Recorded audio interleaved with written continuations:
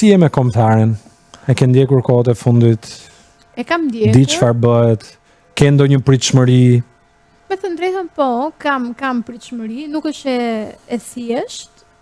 Ndeshja që i pret tani në 26 mars. Shqipëria e ka maturin këtë herë që të mund të kualifikohet për në botëror, nëse ne nuk bëjmë ato gabime që tani Polonia është një skuadër që ne vërtet e kemi mundur në vitet e fundit, pra në eliminatorët e fundit për kampionatin evropian. Pozitive, por mos harrojmë që është një ekip që ditë të shkojë gjithmonë edhe në botëror, po edhe në evropian. Sepse ka dhe eksperiencë më shumë se sa. Pikërisht, ka ditur të shkojë edhe përmes play-offit. Duhet ta themi që Polonia tani është më fort se ajo Poloni që ne kemi mundur. Me vërtet. 23-shën po. Po, ajo kishte krizë me trajnerin atë kohë, kishte një mungesë harmonie, gjë që Fernando Santos nga Portugalia. Shumë diskutuar në atë kohë.